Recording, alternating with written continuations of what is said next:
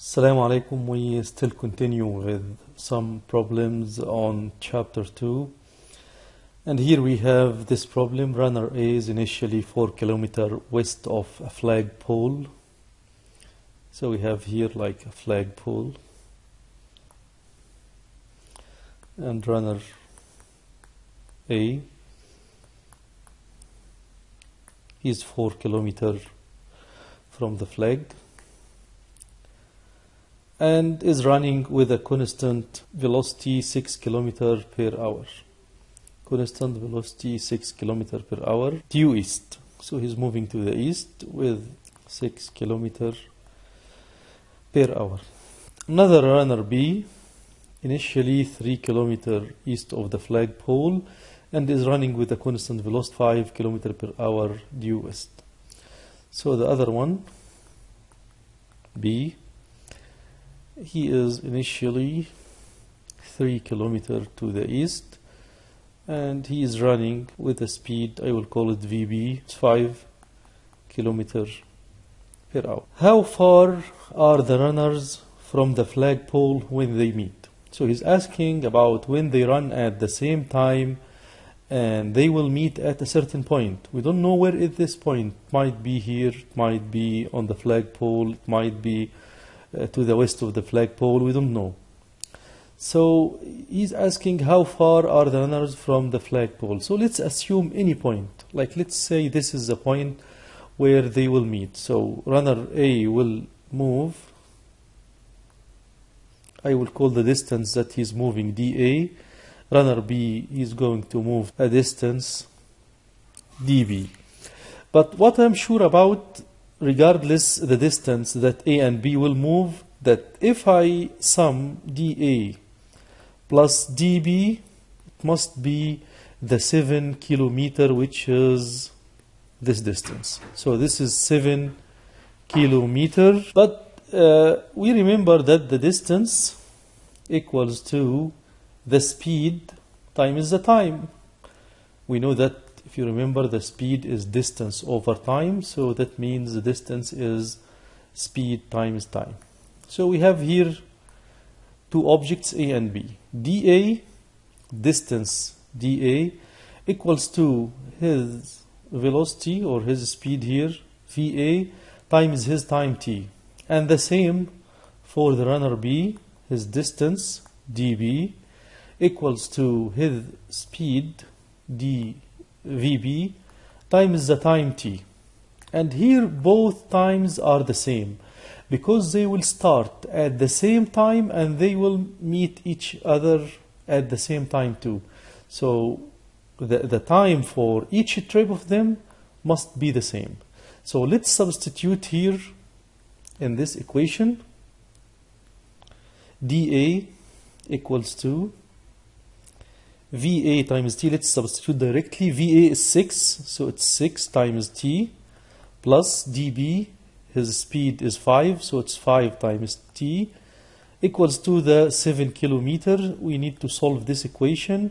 So 6T plus 5T, that's 11T, equals to 7. So if we solve this one, we can find the time T required for each runner to move from his first point into the meeting point. That's 0.636 hours. So this is the time required for each runner to move to the meeting point. So I need to find the distance that each one will move. I need to find dA and I need to find dB. Let's find dA. dA equals to V times T. V, we said it's 6 times time, which we found it to be 0.636. So let's calculate the distance. It's 3.82 kilometers. And if you want to find the distance for the runner B, it will be 5. It's a speed times the time, 0.636. That's 3.18 kilometers. So this is the distance covered by the runner B. So if we look here at the diagram that we just drew here, this is a flagpole. This is a flagpole. And the flagpole, it was 4 kilometers from the runner A at the beginning. And here, this is a meeting point, which has a distance from runner A equals to dA. And we found that dA here is 3.82. So dA equals to 3.82. While the total distance to the flagpole, it was 4. So if we subtract both from each other, we can find the distance between the meeting point and the flagpole to be 4 minus 3.82 gives you almost 0.18 kilometers. We can do the same by using the runner B. The runner B is he was 3 kilometers away from the flagpole, but he moved 3.18 kilometers. So he increased the distance by 0.18 kilometers. So it's the same distance too. So I will choose the first choice here, 0.18 kilometer west of the flagpole. In this problem, a car starts from position 10 meters east of a post office at a velocity 12 meters per second east and moves as shown in the following VT graph, the velocity time graph. What's the car's position relative to the post office at time 4 seconds? So we need to find the position of the car relative to the post office after 4 seconds. So let's assume this is the post office and the car starts here 10 meters east of the post office, and the car moved at the beginning to the east according to the VT graph. So we need to find its position after the 4 seconds. If we have VT graph, from the VT graph we can find two things. If you find the slope of the VT curve, it gives you the acceleration. The slope, which is delta V over delta T, as we mentioned in the lecture, it gives you the acceleration. It might be positive slope, meaning that it's speeding up. It might be negative slope, like in this case, telling that it's slowing down or decelerating, or it might be zero, meaning that the object is moving with constant speed. So this is the first thing that we can get from a VT graph. Second thing is to find the displacement. We can find the displacement from the VT graph as follows. Find the area under the VT curve. Like in this example, let's see. Starting from 0 up to 3 seconds. If we find the area of this part under the curve, it gives us the displacement that the object covered during the first 3 seconds. So this shape is a triangle.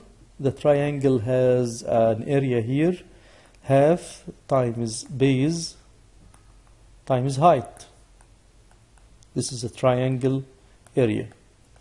So the area here is half times the base, which is here 3, times the height. Height here is 12. It gives you 18. So the area here is 18 meter. The displacement is 18 meter. What about the other part from 3 to 4?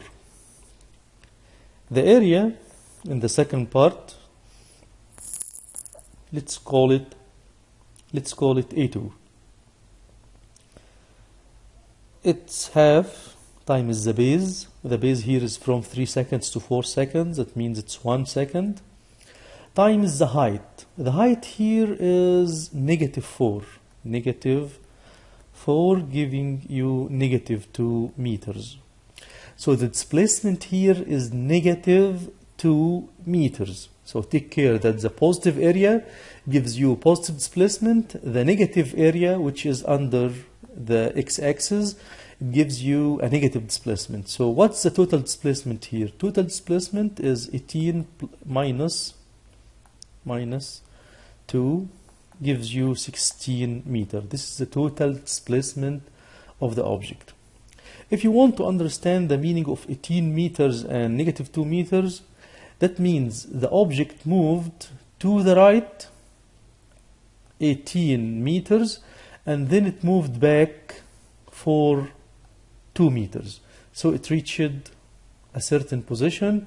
This position is 16 meter from the original position. So he's asking now about what is the distance or what is the car's position relative to the post office. This is the post office here and this is the final position of the car.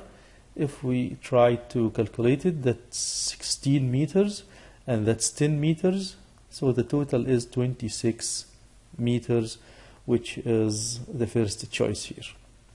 So we learned today from the VT graph that we can get the slope to find the acceleration, or we can get the displacement by finding the area under the curve of the VT graph. Two children at the airport decide to race from one end of the 20-meter long moving sidewalk. As we know, in the airports there are sidewalks that you just move on and it takes you from a certain place to the other. So it's moving. You don't need to move on the sidewalk. But here the two children at the airport, they decide to race from one end of a sidewalk. Let's say that this is a sidewalk. It's a movable sidewalk. So they start from one end to the other. It's 20 meter sidewalk. John runs, the first one, John runs on the sidewalk. So John himself, he runs on the sidewalk. So if he's going to run on the sidewalk, and the sidewalk itself, it's moving. So the sidewalk will help him in half of the trip, and it will resist him in the other half of the trip, because he will move in the same direction like the sidewalk for half the trip, and he will move against the sidewalk direction for the other half. So the first half, the sidewalk will help him moving faster, but on the other half of the trip it will resist him and it will make him slower in his running. So John runs on the sidewalk at 2 meters per second.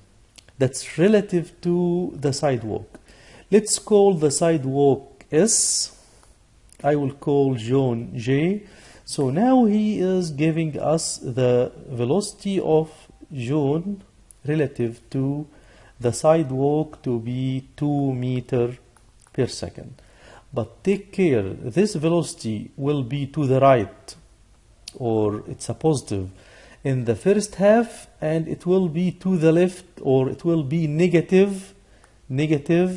So it will be positive in the first half, and while he's returning back, it will be negative in the second half of the trip, or in the race.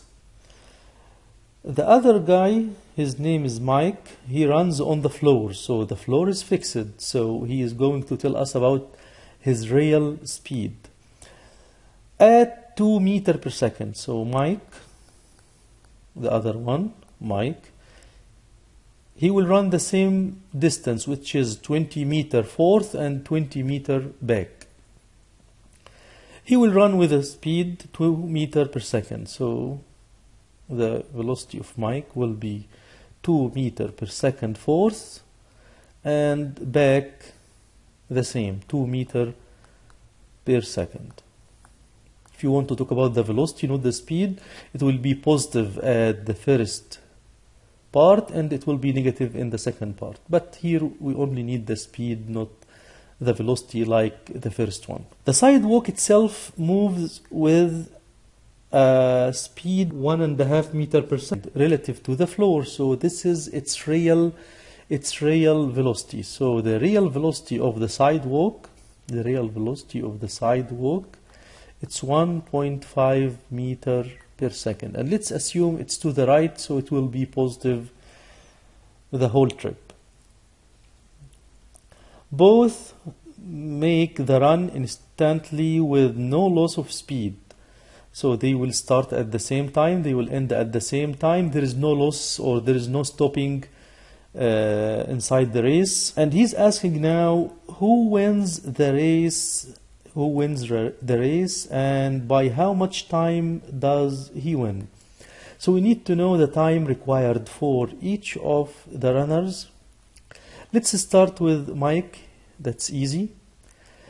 Mike, he moved 20 meters to the right and 20 meters back to the same point. So we can find the time from the equation. Distance is speed times time, or you can say speed is distance over time, whatever. So the time for Mike will be the distance over the speed. So that's Mike, that's the distance of Mike, and this is the speed of Mike.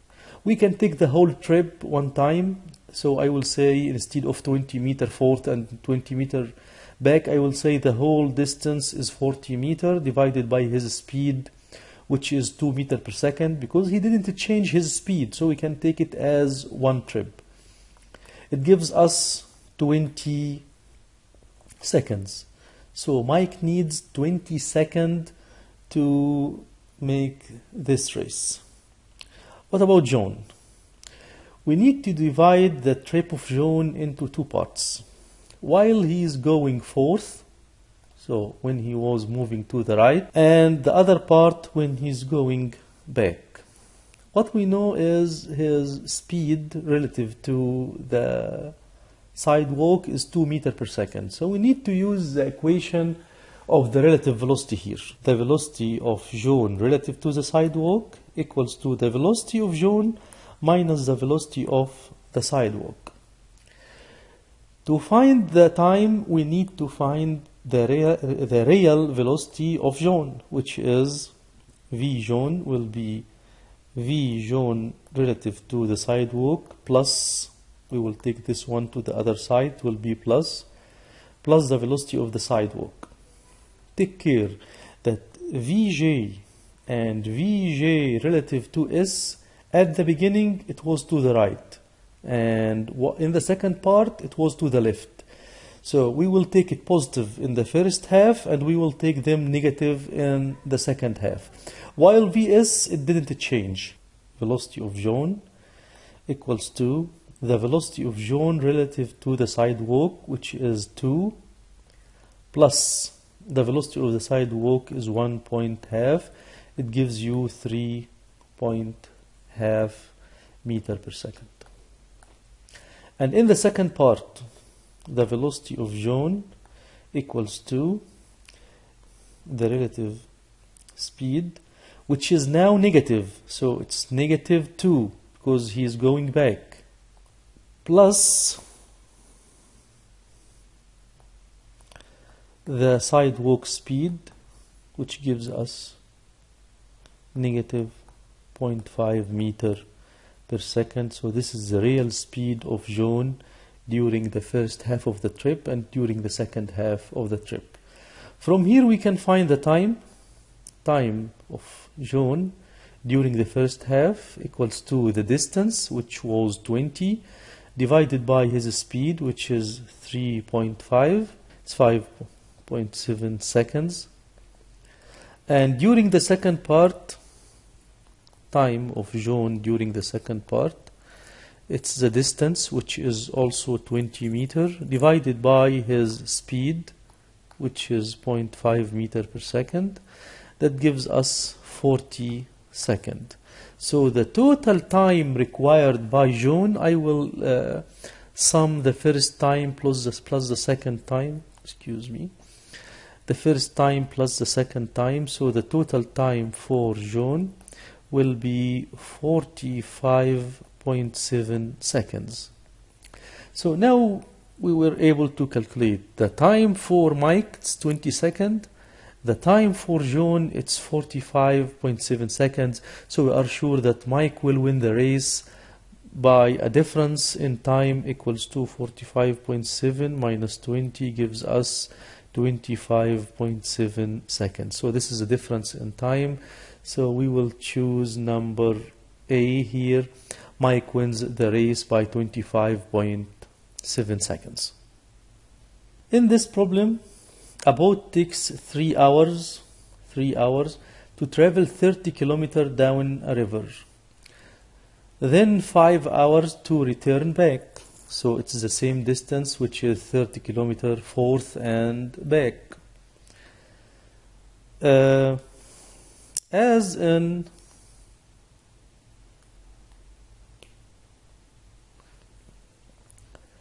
the figure below, actually there is no figure here and we don't need it. If the speed of the boat is the same for both trips, when he says here the speed of the boat, he means the relative speed with respect to the water or the stream or the river. Okay, so this is relative speed relative to the stream of the water in the river. So if we assume that we have the water here and this is the boat, okay, so the boat moves a certain distance, which is 30 kilometers forth and then 30 kilometers back. He took 3 hours when it was moving forth and 5 hours when it was moving back. And because it took only 3 hours when it was moving forth, that means the stream is in this direction, because the stream helps the boat to move faster if it moves in the same direction, and it resists the boat if it is moving against the stream. So he says here the speed of the boat, which is the speed of the boat. I will say the boat is B, the stream is S, or the river is S. Relative to the stream, it's the same, so it does not change. But the real speed of the boat changes. The real speed of the boat changes. So I will say the real speed of the boat at the beginning, it was VB, and at the end, let's call it VB1, and here VB2. At the beginning it was positive, at the end it's negative velocity. Okay, VBS also, it will be positive at the beginning, it will be negative at the end. The velocity of the stream of the river, it's fixed because river stream does not change, and it will be positive according to our drawing here. I will call it VS. What is the relation here between V boat and V stream and V boat relative to the stream? As we know that V boat relative to the stream equals to V boat minus V stream. At the beginning, V boat relative to stream is positive. V boat also positive, and V stream is positive. During the second part, V boat relative to the stream will be negative, and V boat also is negative, and V stream still the same. Okay, Let's see. Here we have the time, and we have the distance, which is 30 kilometers. So we can find the real speed of the boat. At the beginning, we have the time, we have the distance, so we need the real speed. V, boat, at the beginning, equals to the distance divided by the time. Distance is 30 kilometers. The time was 3 hours, so that's 10 kilometers per hour. And take care, it will be positive. Number 2, while the boat is returning back, VB2 is the distance d2 over time t2. The distance is still the same, 30 kilometers, divided by the time, which is 5, while it's returning back, gives us 6 kilometers per hour.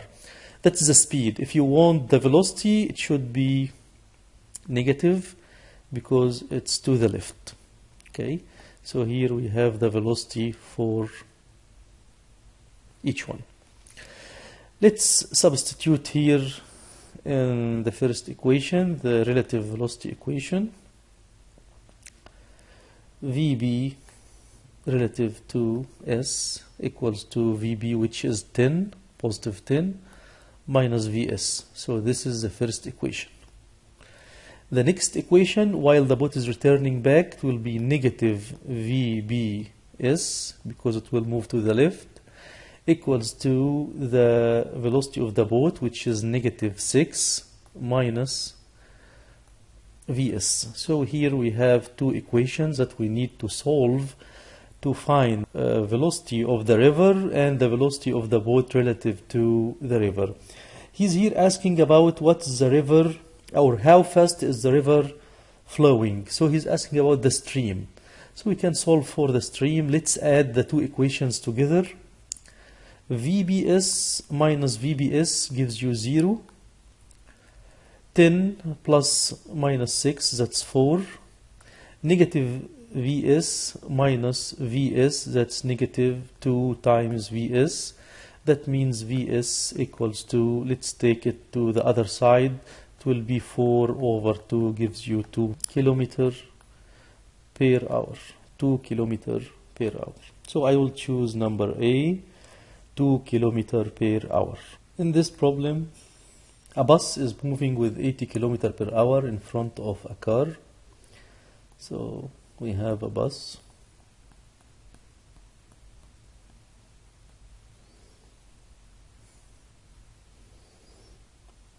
And this bus is moving in front of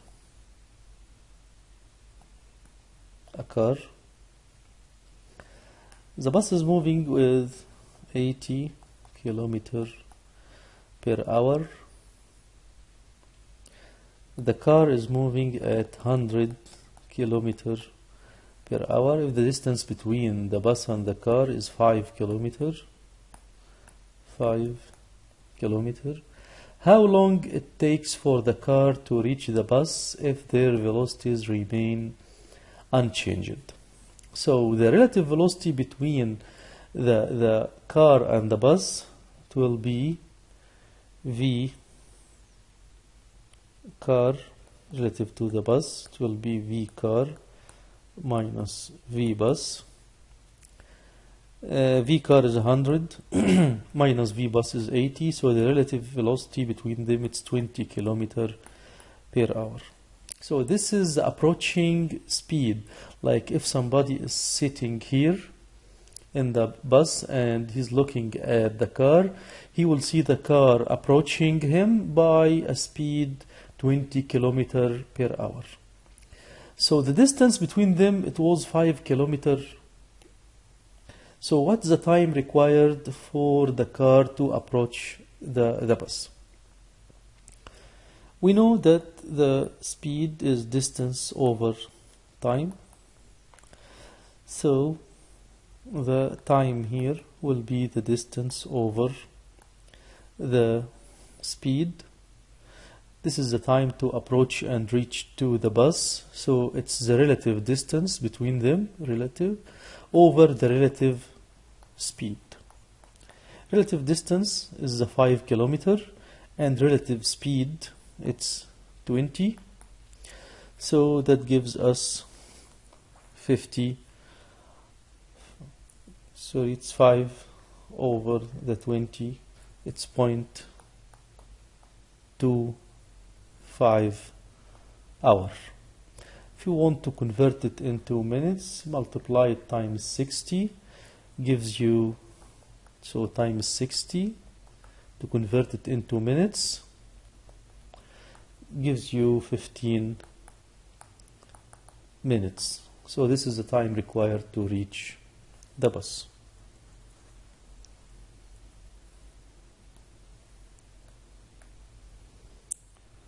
In this problem, the graph below shows the speedometer reading obtained as the skateboard travels along a straight line path. How far does the board move between the time 1 second and 5 seconds? Let's look at this graph. That's VT graph.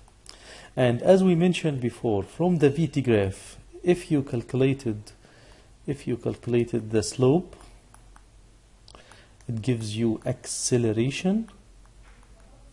If you calculated the area under the graph, it gives you the displacement. So here he's asking about how far, so he's asking about a distance or displacement between the time 1 second and 5 seconds. So let's see, between 1 second and 5 seconds, we need to calculate the area of this part. We can divide this area into a triangle and a rectangle here and a rectangle on the other side, and let's sum the three areas together. So the first one is the triangle. Its area is half times 2, that's 1, times the height, which is 6 minus 4, that's 2. So the area is 2. The rectangle, the base is 2 times the height is 4, that's 8. And the third part, this rectangle, the area is 2 times 6, so that's 12. So the total area is 22 meters. So the displacement starting from 1 second into 5 seconds, it was positive 22 meters. That means the object moved this distance during this period, so I will choose 22 meters. A ball rolls off a horizontal table at 0.3 meter per second and strikes the ground, so it's obvious that this is a projectile. So if we have a table like this one and the object will get off the table with a speed 0.3 meter per second, it will leave the table as a projectile and moves in the curve until it reaches to the ground.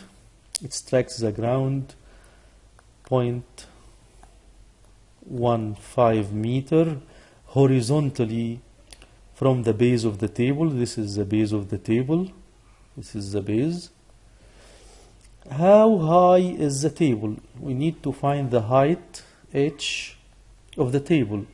Assume air resistance is negligible, like all the projectile questions that we have in this textbook. So let's start with the horizontal equation. We know that the object is moving at any time with a velocity v. We can divide this velocity into two components. One is vx, which is the horizontal speed. The other is vy, which is the vertical speed. And we said in the lecture that vx is always constant if we neglect the air resistance. So if the horizontal speed is constant, that means the object moves horizontally equal distances at equal times, or mathematically that Vx equals to the distance x divided by the time. So we know here the distance x to be 0.15. That's 0.15. And we know Vx is always the same. It equals to the initial speed 0.3. So this one is 0.3. So we can find the time required for the ball to reach the ground. the time equals to, so we can find the time t, which is 0.15 over 0.3 to be half second. So this is the time required for the ball to reach the ground. But he's asking about the height h. Vertically, we need to understand that the object is subjected to an acceleration, which is the gravity acceleration. And you need to know that there are three equations that are used with the vertical motion. As you know, there was one equation for the horizontal, but there are three equations that we can use with the vertical motion. Let's remember them together. V equals Vi plus At. This is the first equation for an object that's moving with constant acceleration. If we call the vertical velocity Vy, so this one should be Vy, this one should be Viy, which is here 0 because the object has no vertical velocity at the beginning. So Viy here was 0. The only velocity was a horizontal one, which is 0.3 meter per second. The acceleration here, I will call it g instead of a, which is 9.8 meter per second square. And the time t is the time required for the object to reach from the beginning up to the end, which is the floor here in this case. So this equation is used to find the vertical velocity of the object at any time. What's the second equation? Second equation is S equals V IT plus half times A times T square. In our case, S is the height, or we call it sometimes the vertical displacement. Vi, it's Viy, which is in our case is 0. A is the acceleration of the gravity, which is 9.8. And the t square, the time, is the time required to reach the certain point, which is the ground here. The last equation that we don't use it, but maybe sometimes we might need it, so let's write it down. It's V square equals to Vi square plus 2 times A times S. So V is Vy, Vi is Viy, which is also 0, A, I will call it G, which is 9.8, and S here is the vertical displacement, which is the height. So these are the three equations that we might use to find the different variables in the vertical motion. He's asking here about the h, so we can use the second equation to find the h. So h equals to Viy times t, which is 0, plus half times g, which is 9.8, times the time square. We just calculated the time needed for the object to reach the ground, which was half second. So that's half square. Just use the calculator to find the h. So it's half times 9.8 times 0.5 square gives us 1.225, or approximately it's 1.23 meters. So this is the height of the table H, which is the first one here. So I will choose number 1. What if he's asking you find the vertical velocity of the object at this time? The vertical velocity of the object. We can use the first equation, Vy equals Viy, which is 0, plus g, which is 9.8, times the time, which is 0.5 seconds. If you calculate this one, gives you 4.9 meter per second. So this is the vertical speed of the object before it touches the ground. This question, in which case the acceleration of the car is perpendicular to its direction of motion. Direction of motion is the direction of the velocity. And the acceleration here, the acceleration, he says it's perpendicular to the direction of motion. If you remember the circular motion, we said that the velocity is always tangent to the circle, while the acceleration goes toward the center of the circle. So in each case, the acceleration and the direction of motion, they are perpendicular to each other. So let's see which one is saying that. When the car is moving in circular path with constant speed. So this one is the right one. When the car is slowing down in straight road. This one is not right. When the car is speeding up in a straight road. This one also is not right. When the car is in free fall, no. Because in free fall, the object is moving. It's either downward or it's moving upward, while the acceleration is downward, so they are either in the same direction or in opposite direction. The last one, the acceleration of the car cannot be perpendicular to its direction of motion, and that's not right too. So the right one is the first one. It's in the circular motion when the object moves with constant speed. Let's see this one about the projectile again. As depicted in the figure, a projectile is fired horizontally. So horizontally, there is no, this Vi is the Vx initial, so it's Vx at any time. While Vy initial is 0. There is no vertical component for the velocity at the beginning. If from the top of a cliff 80 meters, so this is h, which is 80 meters, how far from the foot of the cliff, will it strike? So he's asking about what we call range or the horizontal distance x.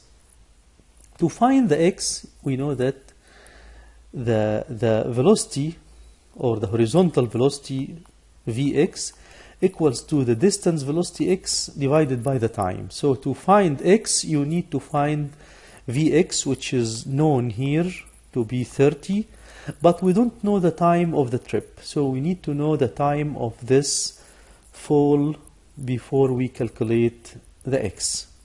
So let's go to the vertical part. We know h is 80, and we know that Vyi is 0. So we can use that equation that we used before, this one.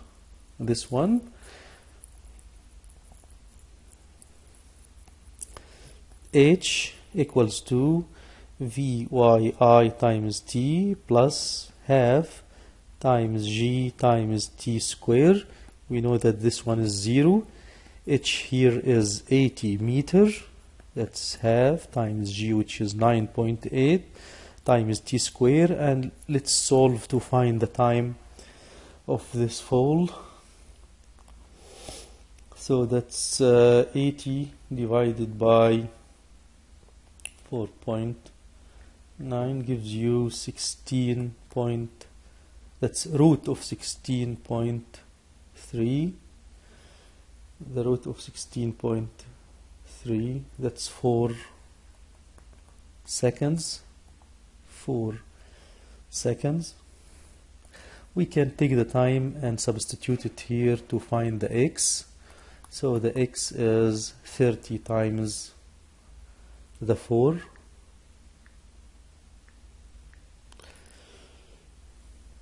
It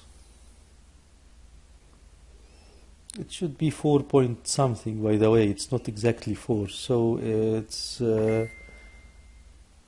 121 meters, which is the first choice here.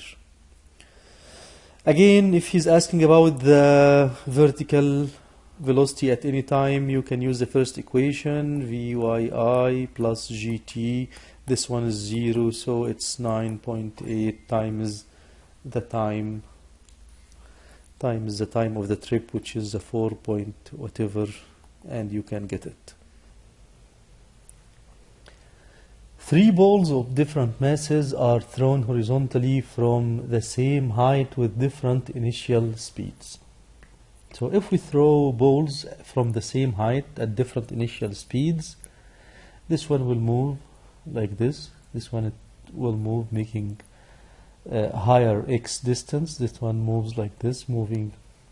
So the range here is greater than the range here is greater than the range in the first case. But for the 3 cases, they will have the same time to reach the ground. Why? Because their initial vertical speed, Vyi, all of them are the same, which is 0. And also the height for each of them is the same, so they will need the same time. If we look at the equation that we used before, h equals to Vyi times t plus half times g times t square. The height for all of them is the same. Vy is the same, it's 0. And g is the same. G for all of them is the same, so I expect that the time for each one will be the same. So the time t1 equals to t3 equals t1 equals t2 equals t3. So I will choose this one. They will have the same time to reach the ground. An elevator is moving downward. It is slowing down. It's moving downward and is slowing. So we will focus on this word, downward, and it's slowing. It is slowing down as it approaches the ground floor. Which of the following VT graph, velocity graphs, best represent the motion of the elevator? Here it's velocity. And because the object is moving downward, so the velocity must be negative velocity. So I cannot use this one because the velocity here is positive. I cannot use this one because the velocity here is positive too. So I would go for, it's either number 2 or number 4. And he says the second part, it is slowing down. Slowing down meaning that the value of the velocity decreases with time. So the value or the amount decreases with time. If you look here at the last one, you will find that the velocity increases in the negative direction. So it moves away from the 0. It moves away from the 0, meaning that it's speeding up, but in the negative direction. While in the second one, you will see that the velocity, it reaches the 0, meaning that the object is slowing down.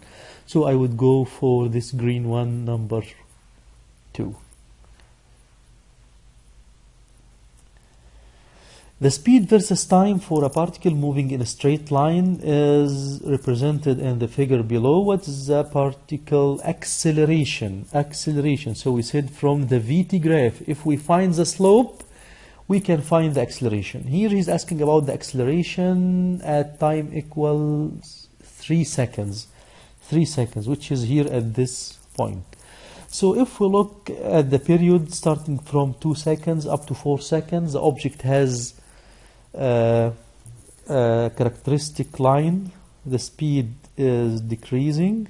So we can find the slope of this object, which is delta V over delta T.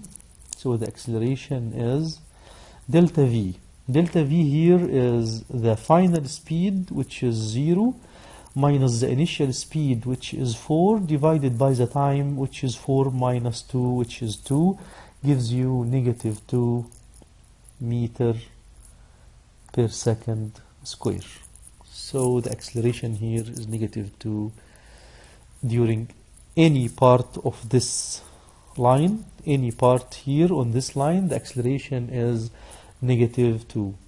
while on the first part, any part here on the line, it's zero acceleration because there is no slope, there is no change in the velocity, so the acceleration is zero. Let's see this one. The figure below describes the speed of an object as a function of time during 8 seconds. What can we conclude about the acceleration of the object? Here, if you look here, the object starts from 40, reaches to 0 speed after 4 seconds. The speed at the beginning, it was positive, then it became negative, it increased in the negative direction. The acceleration during this line, it's constant. The acceleration does not change, because if you look, the slope of the line is the same at any part starting from the beginning at 0, ending up to 8 seconds. It's the same slope. So let's see the choices here. The acceleration remains constant. The acceleration remains constant in magnitude and direction. That's right, because it's the same line with the same slope. So there is no change in acceleration magnitude or acceleration direction. So I would go for this one. What about the other choices? Only the direction of the acceleration changes. That's not right. The acceleration changes in magnitude. No, that's the same slope. Only the magnitude of the acceleration changes after 4 seconds, and that's not right too. So here I would go for the acceleration remains constant in both magnitude and direction.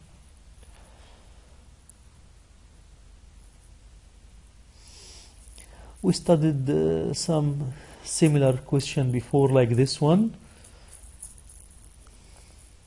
Let's see this one. Two balls are at the same height and released at the same time.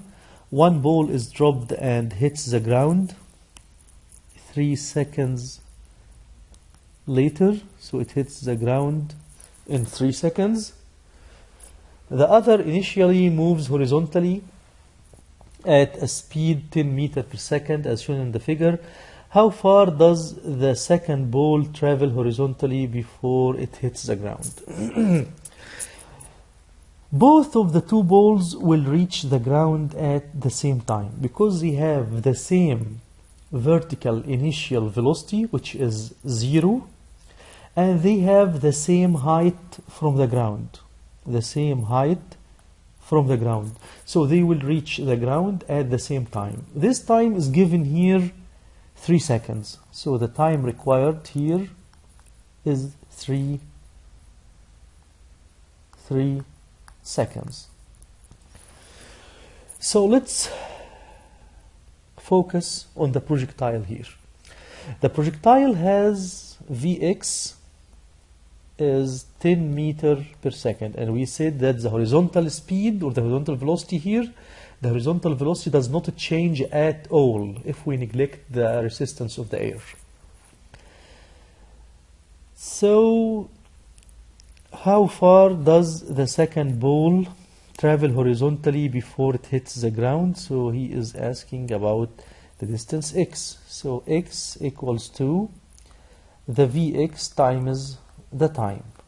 So Vx is 10 meters per second times 3, it gives us 30 meters. So the horizontal will be 30 meters. Of course, he might ask you about the vertical speed of the projectile after the 3 seconds. So you would go Vy equals Vyi plus Gt. This one is 0.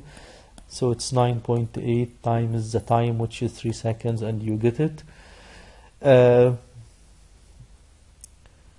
So this is for the projectile. Let's see this one.